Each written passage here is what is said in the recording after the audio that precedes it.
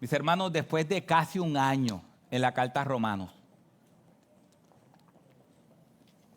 después de casi un año, hoy venimos al final de la carta. Y fue un reto cómo terminar la carta. Después de todo lo que hemos aprendido durante esta carta, cómo terminarla. Lo bueno es que Dios resolvió el problema de cómo terminarla. Él la terminó mejor que como nosotros lo hubiésemos terminado. Así que Romanos capítulo 16, versículos 21 al 27, Pablo termina, da unos saludos y después termina la carta. Y la meta de Pablo al final es darle la gloria a Jesucristo. Así que la palabra del Señor dice así, Romanos capítulo 16, versículo 21 al 27. Pablo da unos saludos y dice, Timoteo, mi colaborador, os saluda, y también Lucio, Jasón, Sosípater. Yo cada vez que fallo miro a Evelyn a ver la cara que ella pone. Sosípater, mis parientes, yo, Tercio, que escribo esta carta, os saludo en el Señor. Gayo, hospedador mío, y de toda la iglesia os saluda. Erasto, el tesorero de la ciudad, os saluda, y el hermano Cuarto. La gracia de nuestro Señor Jesucristo sea con todos vosotros. Amén.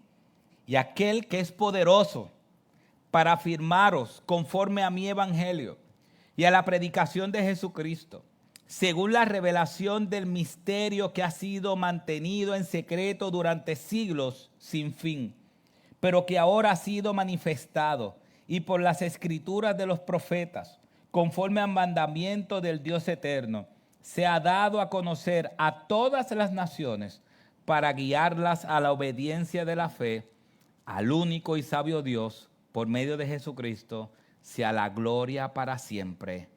Amén. Señor, háblanos por medio de tu palabra. Te lo suplicamos en el nombre de Jesús. Amén. Pueden sentarse, mis hermanos, nuevamente. Como dije, ya hemos llegado al final de la carta. 16 capítulos. Y cuando en una canción, usualmente en una canción, usted sabe cuándo la canción va terminando, porque todos los instrumentos bajan, usualmente, todos los instrumentos bajan. Pero en esta carta, cuando Pablo va terminando, él no hace que los instrumentos bajen, sino que al contrario, es como si todos los instrumentos de una canción se levantaran todos a la vez, entonando una gloria. Nosotros estamos frente a una doxología. Y una doxología es una expresión, en Arroyo Habichuela, una doxología es una expresión de alabanza que viene motivada de un conocimiento.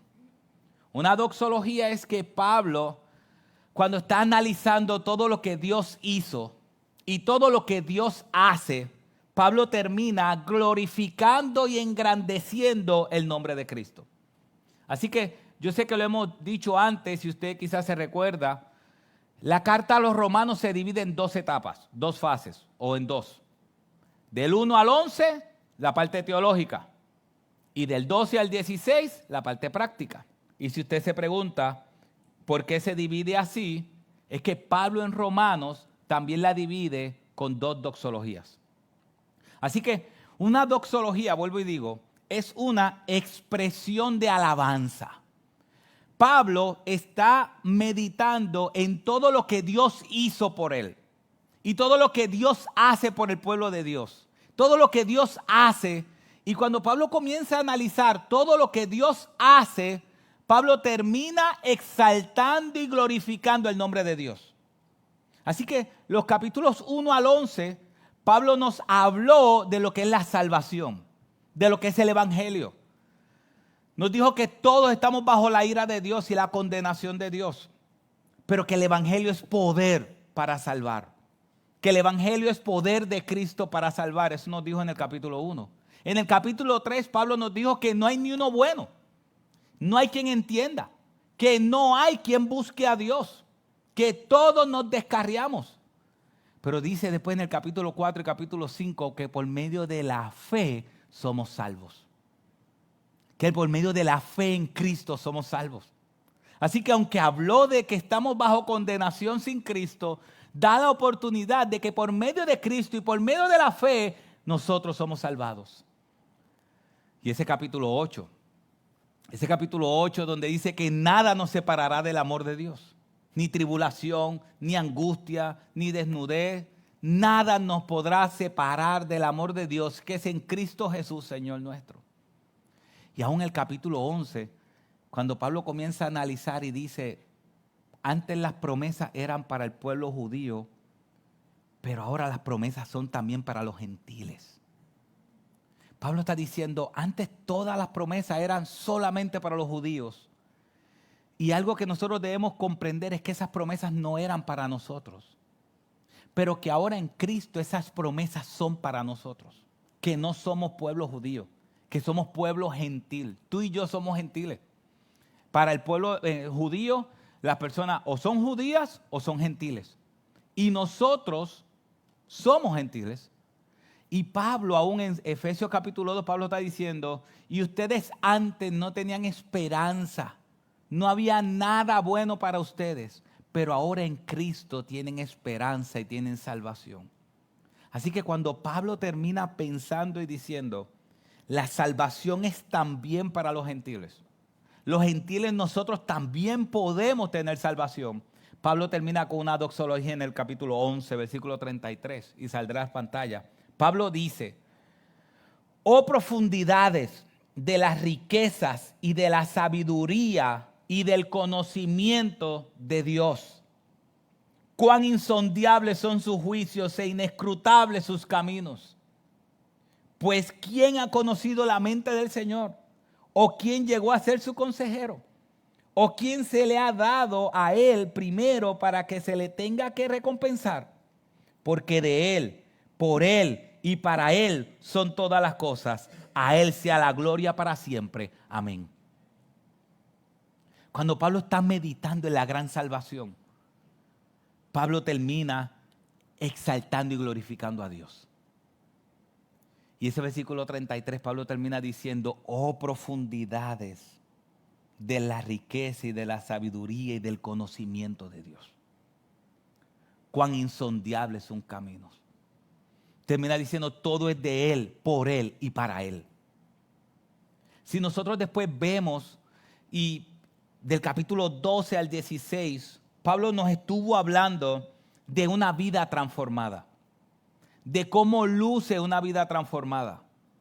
En la teología transforma el corazón. La teología transforma el corazón.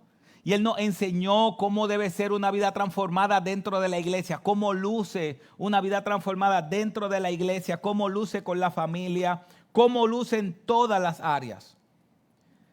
Y después de Pablo mostrarnos eso, volver a hablar de la salvación a los gentiles, Pablo termina con otra doxología. Y aunque hace un paréntesis, y nos vamos a enfocar en el paréntesis, pero Pablo termina diciendo eso. Si sacamos el paréntesis, Pablo termina diciendo el versículo 25 y versículo 27 de Romanos 16. Y aquel que es poderoso para afirmarnos conforme a mi evangelio, al único y sabio Dios, por medio de Jesucristo, sea la gloria para siempre. Amén. No sé si se dieron cuenta de algo, pero la vida de alabanza de un creyente se basa en lo que ese creyente conoce de Dios. Vuelvo. La vida de adoración de un creyente se fundamenta en lo que ese creyente conoce de Dios. Quizás, no sé si le ha pasado, pero quizás hay momentos que usted viene a la iglesia o va a un lugar y comienzan las alabanzas y usted dice, bueno, las canta, pero su corazón no está meditando en la letra ni en lo que se está cantando. Pero hay momentos donde la letra de lo que se está cantando, usted la internaliza y conoce cuán grande es Dios y termina diciendo, alabado sea el nombre de Dios. Glorificado sea el nombre de Dios. Pablo nos está enseñando que una buena teología, un buen conocimiento de Dios debe llevarnos a la alabanza y exaltación de Dios. Yo sé que en muchos lugares, como lo vimos la semana pasada, en muchos lugares lo más importante son las emociones y no el contenido teológico. Y esas personas, cuando van a lugares donde lo más importante es la emoción, salen emocionados, pero a mitad de camino se le va la emoción. La teología, la grandeza de quién es Cristo es la que nos debe llevar a vivir cada día. Así que Pablo nos va a enseñar la gloria que nosotros debemos darle a Dios. Así que lo primero que este texto nos va a enseñar es gloria a Dios por el Evangelio de Jesucristo. Gloria a Dios por el Evangelio de Jesucristo. Nosotros debemos salir por esas puertas diciendo gloria a Dios por el Evangelio de Jesucristo. Gloria a Dios por la buena noticia de Cristo. Y Pablo dice en el versículo 25, y aquel que es poderoso para afirmaros conforme a mi Evangelio. Y es como si ahí abre un paréntesis y comienza a explicarnos ese Evangelio y dice, y la predicación de Jesucristo, según la revelación del misterio que ha sido mantenido en secreto durante siglos sin fin. Pablo está diciendo que el Evangelio tiene como centro la predicación de Jesucristo. Tiene como centro la vida, muerte y resurrección de Cristo. Todo lo que nosotros hacemos es meditar en la vida de Cristo, la muerte de Cristo y la resurrección de Cristo. Cristo es el centro de todo. Y Pablo está diciendo, la predicación de Jesucristo es el centro de todo, aún de toda la Biblia. Es el centro de toda la Biblia. Mira lo que está diciendo él, según la revelación del misterio que ha sido mantenido en secreto durante siglos sin fin. Esa palabra misterio es algo oculto. Es algo oculto que se va a revelar. Entonces lo que Pablo está diciendo, nosotros tenemos una bendición y es que el misterio de que Jesucristo es el Señor y que Él va a salvar a su pueblo está siendo revelado a nosotros. En otra carta en Colosenses Pablo dice esto. Es decir, Colosenses 1:26, es decir, el misterio que ha estado oculto desde los siglos y generaciones pasadas, pero que ahora ha sido manifestado a sus santos, a quienes Dios quiso dar a conocer cuáles son las riquezas de la gloria de este misterio entre los gentiles, que es Cristo en vosotros, ¿qué? La esperanza de gloria. Ese es el misterio. El misterio que poco a poco se iba revelando es que Cristo para los gentiles, para ti y para mí, es esperanza de gloria. Y eso antes no se veía de esa manera. Pero Él está diciendo, ahora tenemos este misterio entre los gentiles, Cristo en vosotros, esperanza de gloria. Y dice el versículo 26, pero que ahora han sido manifestados y por las escrituras de los profetas, conforme al mandamiento de Dios eterno, se ha dado a conocer todas las naciones para guiarlas a la obediencia de la fe. Mis hermanos, nosotros a veces no podemos calcular la bendición que nosotros tenemos. La bendición que nosotros tenemos. Yo sé que hay gente que solamente, a los judíos practicantes solamente tienen el Antiguo Testamento. Y ellos no ven en el Nuevo Testamento a Cristo en ningún lugar. Y Pablo está diciendo que Cristo es esa esperanza de gloria. Por ejemplo, mira cómo un judío practicante ve la narración de Abraham y de Isaac cuando va a sacrificar a Isaac. Cuando Abraham va a sacrificar a Isaac, para el judío ve que Abraham iba a sacrificar a Isaac y que Dios sustituyó a Isaac con un cordero y que murió el cordero en vez de Isaac. Ellos hasta ahí tienen eso. Ahora nosotros sabemos que la fe de Abraham estaba puesta en la resurrección de Isaac. Y quizá usted se pregunta, pero ¿cómo que la fe de Abraham estaba puesta en la resurrección de Isaac? Porque en Hebreos dice que Abraham tenía la fe de que Dios le había prometido que era en Isaac la descendencia, y si Dios quería que Abraham matara a Isaac, Dios iba a levantar a Isaac de los muertos. Así que la fe que tenía Abraham cuando iba a sacrificar a Isaac era la fe en la resurrección de los muertos. ¿Cómo nosotros sabemos eso? Porque el Nuevo Testamento nos lo dice. El Nuevo Testamento nos lo dice. Cuando va Abraham con Isaac y Isaac le dice, aquí está la leña, aquí está todo, ¿dónde está el cordero para ser sacrificado? ¿Y qué le dice Abraham? Jehová suplirá. Pero si usted ve esa narrativa, cuando ya va a matar a Isaac, y se ve hacia el lado, ellos ven a un animal que fue el que sustituyó a Isaac. Ahora, miren esto. Abraham dijo, Dios proveerá un cordero. Pero ¿quién fue el que terminó siendo sacrificado por Isaac? Un cordero. Un carnero. Abraham dijo, Isaac, tranquilo, Dios va a proveer el cordero. Pero lo que se encontraron enredado no fue un cordero, fue un carnero. ¿Por qué la diferencia?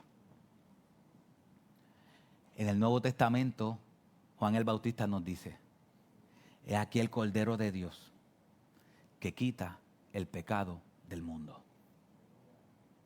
Cuando Abraham estaba diciendo, Dios proveerá un cordero, estaba apuntando a que algún día Cristo iba a ser el Cordero de Dios que quita el pecado del mundo. Entonces Pablo está diciendo, el Antiguo Testamento es como un misterio. Es como un misterio en el sentido que hay cosas que van poco a poco revelándose hasta el Nuevo Testamento. Por ejemplo, vemos a Cristo en el desierto. Vemos a Cristo en el desierto siendo tentado.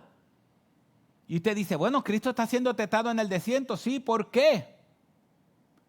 Bueno, porque Cristo es el cumplimiento. Por ejemplo, ¿cuántos años estuvo el pueblo de Israel en el desierto? ¿Cuántos años? 40. ¿Cuántos días estuvo Cristo en el desierto?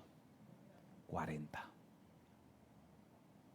¿Quién tentó a Adán y a Eva en el Edén? Satanás. ¿Quién tentó a Cristo en el desierto? Satanás. Si nosotros vemos, la Biblia nos va dando esa historia poco a poco revelándose hasta Cristo. Por ejemplo, cuando vemos Jeremías hay una promesa y dice, y pondré mi ley en sus corazones y en sus mentes la escribiré y nunca más me acordaré de sus pecados y transgresiones. Ese es el nuevo pacto. Y se quedó ahí. Y todo el Antiguo Testamento se quedaron pensando, bueno, Dios hizo un nuevo pacto. Y vendrá un nuevo pacto. ¿Cómo será? Y Cristo en la última cena toma la copa y la levanta y dice, esta es la sangre del nuevo pacto. O este es el nuevo pacto en mi sangre. Entonces, si vemos el Antiguo Testamento te dice que había un pacto que Dios iba a hacer con el pueblo. Dios le está diciendo esto. Esto fue en Jeremías.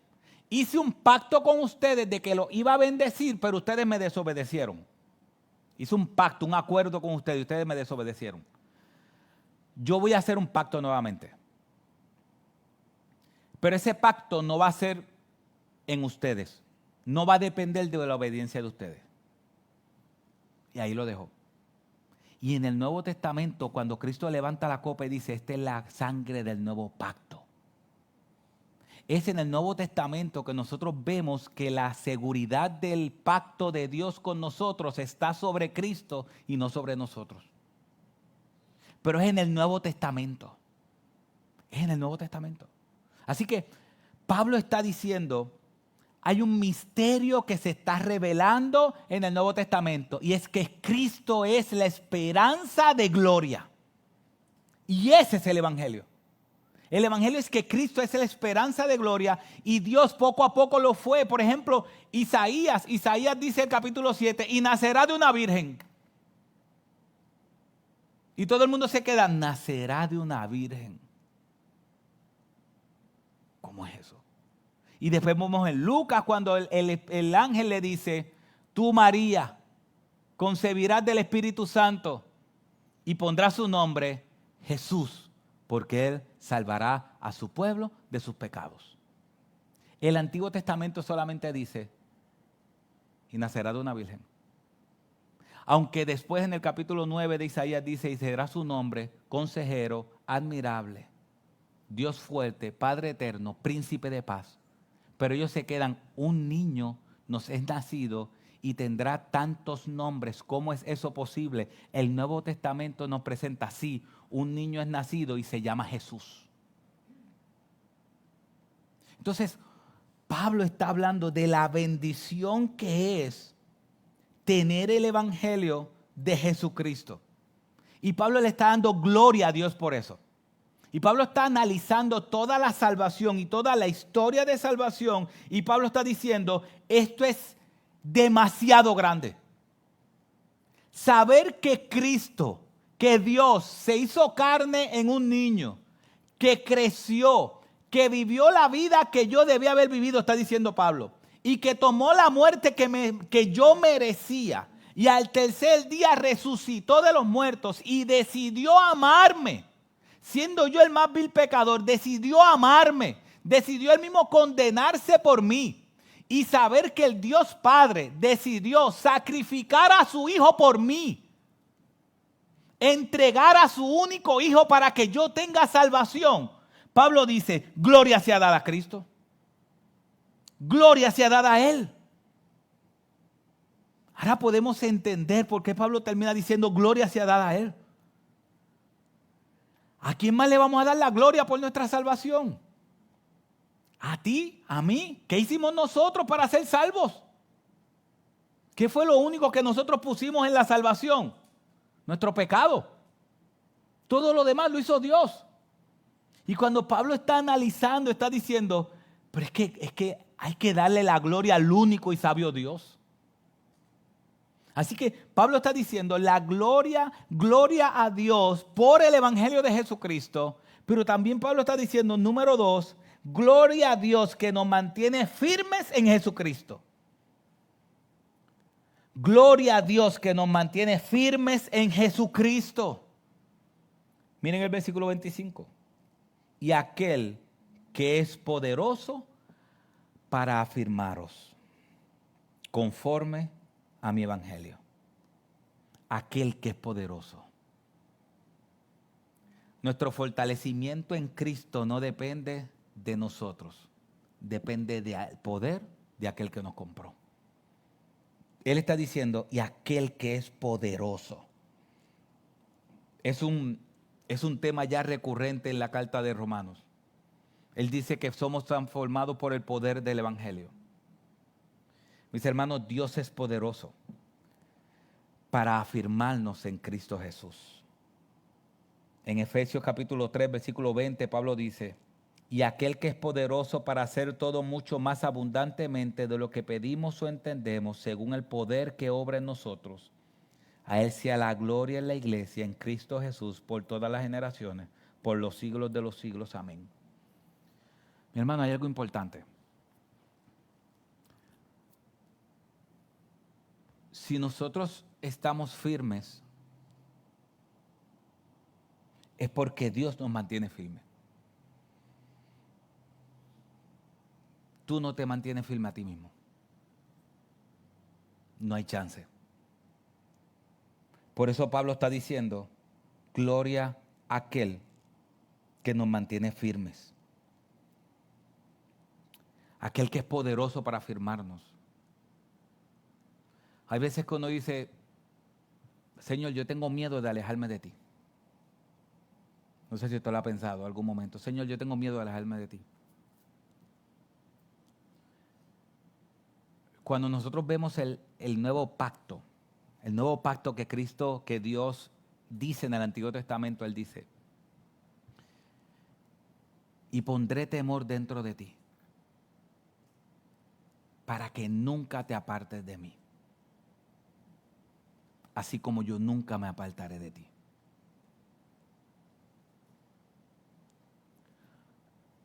Yo sé que hay veces que nosotros podemos temer y decir, Señor, pero yo me puedo apartar de ti. Yo quiero decirte que si tú eres un verdadero creyente, tú nunca te vas a poder apartar de Dios. No por ti. Porque la promesa del nuevo pacto dice, y pondré temor en tu corazón, infundiré temor en tu corazón para que nunca te apartes de mí. Van a llegar momentos donde vas a sentir que Dios está lejos. Pero Dios sigue estando ahí. Y quizás suena como un cliché que lo he escuchado muchas veces. Cuando Cristo estaba en la cruz, Dios Padre estaba presente. Dios llena cada rincón de este planeta y del universo. ¿Cristo sentía la presencia de Dios? No, porque Él dijo, Señor, Dios mío, ¿por qué me has desamparado? ¿Pero Dios estaba presente? Sí. Donald Whitney dice que hay veces, usted sabe que cuando uno está caminando en medio del sol fuerte y te está dando el sol y te está dando el calor, pero de momento tú entras a un lugar donde hay muchos árboles y ya no te está dando el sol, te está dando la sombra, tú sientes que estás en otro momento, en otro lugar. Y sales del calor y del sol y de momento entras a la sombra y ya sientes hasta fresquito. El sol sigue estando ahí. Lo que pasa es que la sombra está ocultando eso. Hay veces que nosotros vamos a vivir momentos de nuestra vida donde vamos a estar en sombra. Y muchas veces por causa de nuestro pecado. Pero no significa que Dios no está ahí. Porque Dios dijo que estaba ahí. Pero déjame aclarar algo. Los apartados no existen. Escúcheme bien, mis hermanos. Escúcheme bien, por favor. Yo sé que en muchos lugares, quizás usted viene a algún lugar que se enseña eso. Los apartados no existen. Bueno, en el correo, ¿verdad? Como Chiste dice, los apartados están en el correo. Sí existen personas que alguna vez escucharon de Dios y entre comillas estuvieron pegados a Dios y después por alguna razón se alejaron de Dios. Pero nunca fue creyente. Nunca fue creyente. Una persona que estuvo un tiempo en la iglesia y después se apartó de la iglesia y está en el mundo, amando al mundo, nunca fue creyente. Y si usted está diciendo, eso suena medio legalista. No. El Señor dice que si alguno está en Cristo, ¿qué? Nueva criatura es. Las cosas viejas pasaron, he aquí, todas son hechas nuevas. ¿Significa que no voy a pecar? Claro, voy a pecar. La diferencia entre pecar y aborrecer el pecado son dos cosas distintas. Al que no es creyente le gusta pecar. Al que es creyente peca, pero aborrece el pecado. Entonces, esto es importante porque aquí Pablo está diciendo, y aquel que es poderoso para mantenernos firmes. Aquel que es poderoso para mantenernos firmes creyendo en Cristo. Y quizá usted dice, pero pero yo no puedo confiar mucho en Dios porque mantenerme firme, pero es que yo he visto muchos alrededor mío que alguna vez se bautizaron, que hicieron profesión de fe, pero no están firmes en el Señor. No, si pudieron haberse bautizado, pero si no están firmes en el Señor, lo más seguro es porque no son creyentes. Ahora, no significa que hay hermanos que pasan diferentes situaciones, a veces soledad, a veces depresión, a veces diferentes cosas. Y sí pueden alejarse, pero nunca van a amar al pecado. Porque el Señor dice que el Espíritu Santo está dentro de ellos. Y que Dios prometió que el Espíritu Santo nos va a dirigir a todo, nos confrontará de pecado, de justicia y de juicio. Entonces quiero aclarar esto porque Pablo está adorando a Dios por la firmeza que Él va a estar en nosotros. Y yo sé que algunos pueden estar enfrentando diferentes problemas de salud y de enfermedad. Y yo sé que vas a poder pensar y decir, yo no sé si estaré firme cuando me toque batallar contra X enfermedad. Yo te aseguro que vas a estar firme. Yo te aseguro. A veces uno no se siente que está firme. Pero la gente a tu alrededor dice, tú no te has caído todavía, tú estás firme. Y cuando Pablo está analizando eso, Pablo dice, gloria sean dadas a Dios, porque Él es el que nos mantiene firme. Y yo sé que puedes estar luchando con muchas enfermedades. Y tú dices, ¿y cómo yo estoy de pie? No es porque oras mucho, no es porque lees la Biblia mucho. Esas cosas son buenas y son necesarias. Pero si tu firmeza viene porque tú lees la Biblia y oras mucho, eso no es muy lejos del legalismo. Tú oras mucho y lees la Biblia mucho porque quieres conocer al Dios que te hace firme. Mira lo que dice Judas, capítulo 1. Judas nada más tiene un solo capítulo, versículos 24 y 25. El Judas dice, y aquel que es poderoso para guardarnos sin caída y para presentaros sin mancha en presencia de su gloria con gran alegría, al único Dios, nuestro Salvador, por medio de Jesucristo, nuestro Señor, sea la gloria, la majestad, dominio y autoridad antes de todo tiempo y ahora y por todos los siglos. Amén. Si ves el versículo 24, dice, y aquel que es poderoso para guardaros sin caída y para presentarnos sin mancha en presencia de su gloria con gran alegría. Vamos a estar firmes, vamos a estar firmes. Porque Él es el que nos mantiene firmes. No nosotros. No nosotros. Y Pablo en el saludo, Pablo hace como interrumpe, Pablo da un saludo y después se despide y la gracia del Señor sea con ustedes. Y parece que Pablo, como buen pastor, usted sabe que el que predica siempre dice y para terminar. Y cuando dice para terminar, ¿cuánto le falta todavía? Marti, tú no tienes que decir los números. Le falta. Y para terminar, Pablo también era así. Porque Pablo en el versículo 16 se despide. Después en el versículo 24 se despide. Y si nosotros vemos, no, en el 24 no, se despide en el 24. Y la gracia de nuestro Señor Jesucristo sea con todos. Pero todavía no es la despedida final.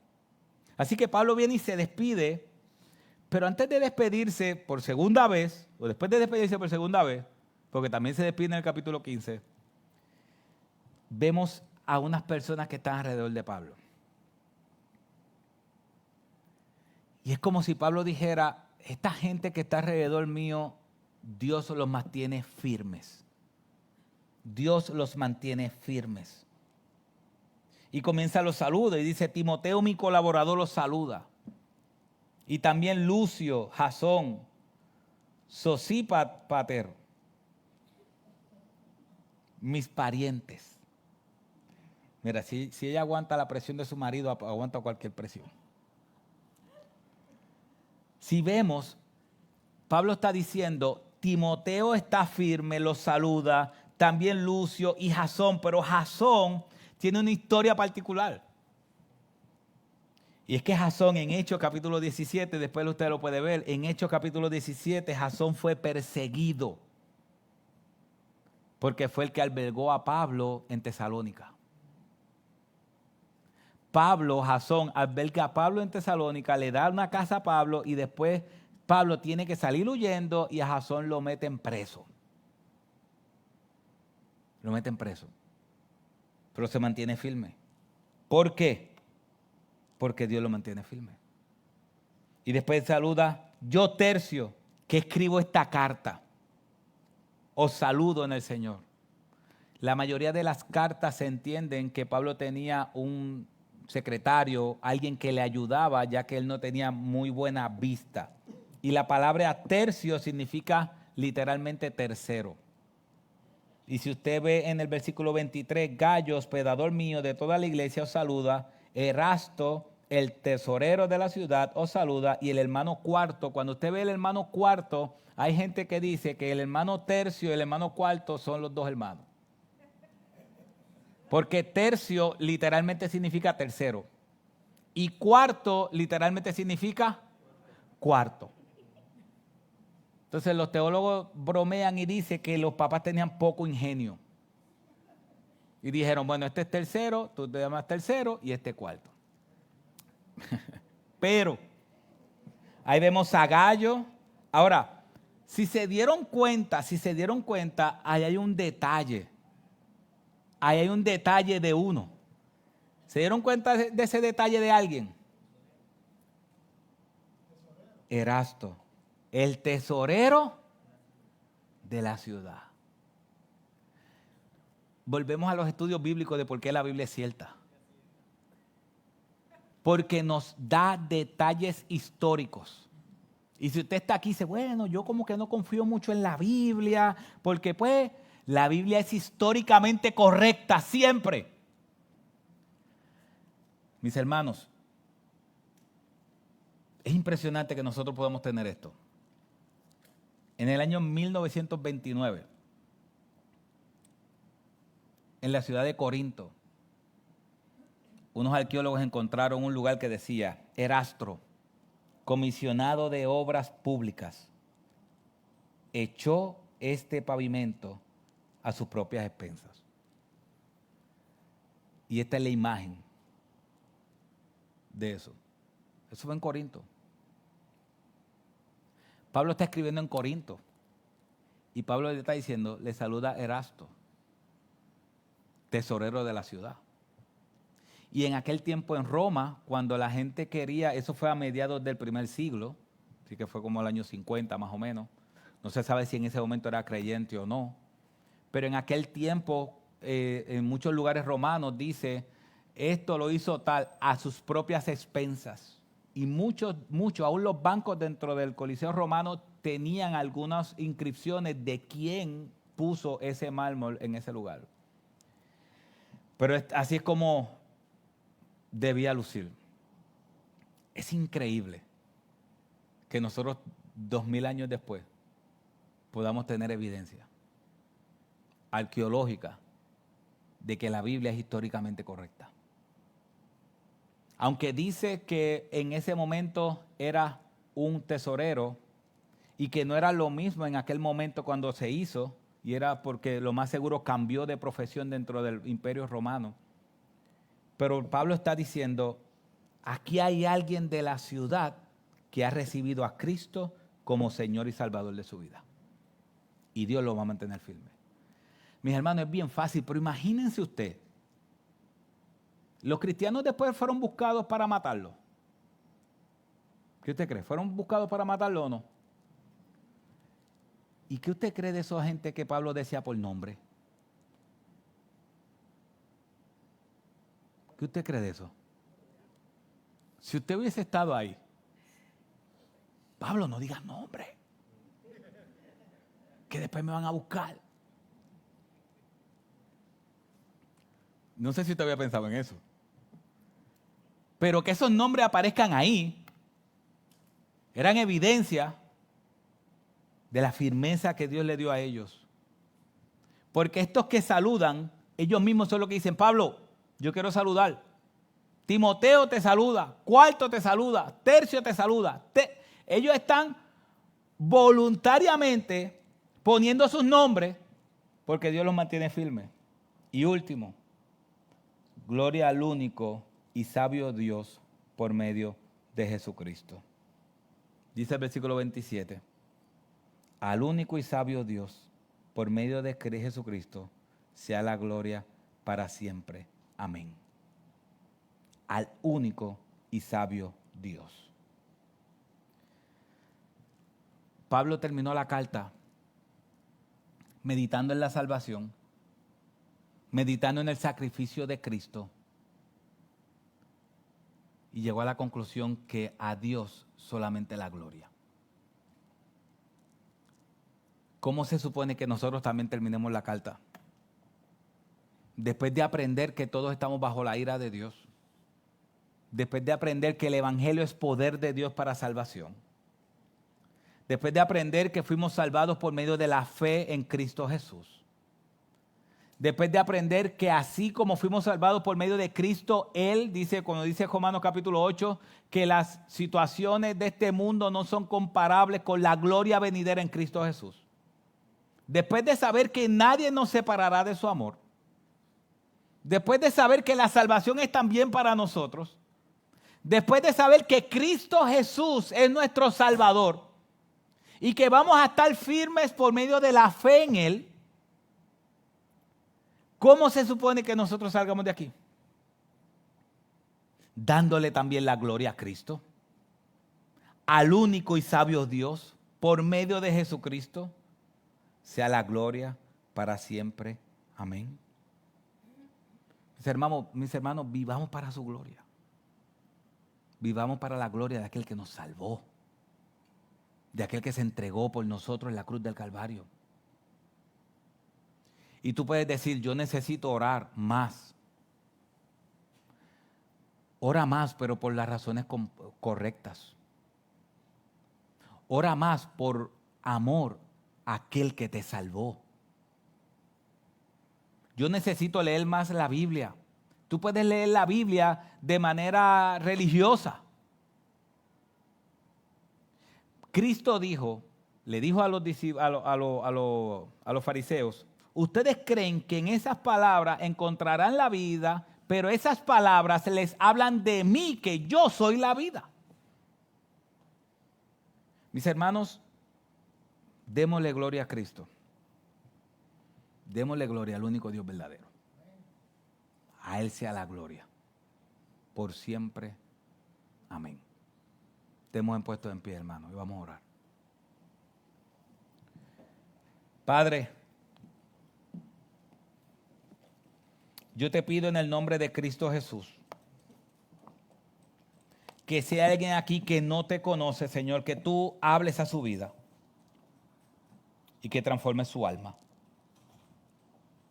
Padre, si hay alguien aquí que piensa que está en pecado y que está alejado de ti, muéstrale que no. Muéstrale que está sin ti y que necesita de ti. Que necesita centrar su vida en el Evangelio. Que necesita renunciar a todo y entregar su alma a Cristo, al único que puede salvar. Señor, pero también aquí hay hermanos que necesitan firmeza. Tú has prometido esa firmeza.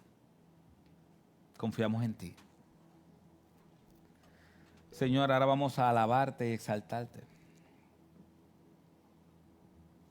Con un poco más de conocimiento de quién tú eres. Tú eres el único y sabio Dios.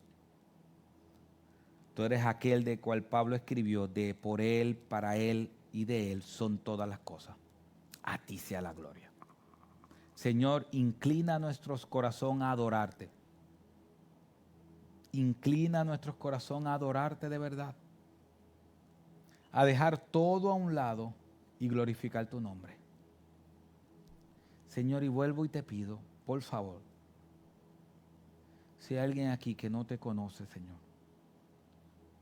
está sin esperanza y sin ti. Y está tratando de buscar su esperanza en otras cosas. muéstrale el misterio que tú has revelado por medio de tu palabra, que es Cristo Jesús en nosotros, nuestra única esperanza de gloria. Padre, háblale a su alma.